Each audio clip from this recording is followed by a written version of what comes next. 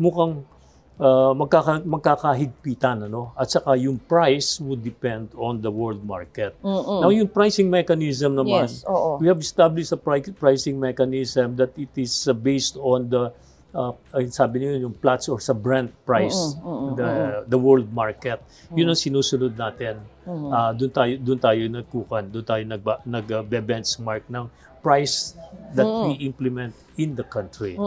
Ngayon lang, ang pinagtataka kong wala lang is that masyadong mabilis din yung pagtaas ng oil, no? On the daily basis, nagbabago yung oil, ang price ng oil. Sabi ko nga, nung nagkikwentuhan lang naman, sabi ko, I will parrot what the consumers are saying. Na sinasabi nila, bakit nung pababa ang presyo ng oil, we wait for the time, the Tuesday period, no? Na dati i-implement natin yung adjustment, no? Ngayon, bakit yung tumataas ang oil, kanya-kanya ganyan na tayo, no? And sabi, ini-stagger yung increase para hindi bigla dito. Pero yung pag-stagger dapat ng increase is yung take effect ng new price, tsaka lang i-stagger dapat. Now, the losses Tuesday, no? Oo.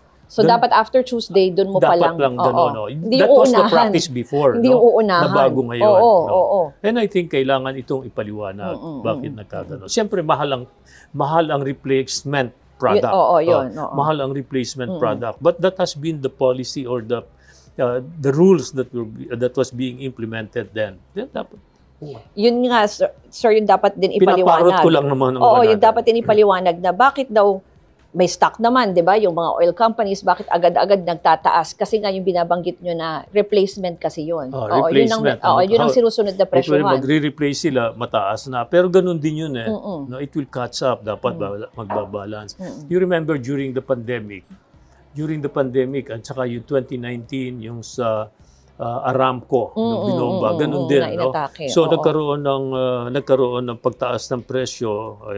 If I remember it right, 5 piso. Sabi namin, pagdating ng Tuesday, no, tataas ng presyo because tumaas na yung sa price sa world market, no? Pagkatapos pag-i-implement ng new price based on the world price market in the previous week, darating ngayon dito, sabi 5 piso. So dito, sabi namin, i-stagger natin ang pag-increase para hindi mabigla yung mga tao.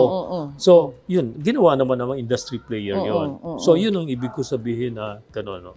After Tuesday. After wag pangungunahan. Wag pangungunahan. Bakit So, sasabihin ng iba, sinasabi nga ng mga tao, ano yan, profiteering.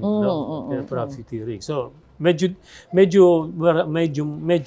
siyempre, depende kung which side of the table are you sitting, yun ang talagang ang debate will go on. Pero I think, Ruth, ang importante is yung supply.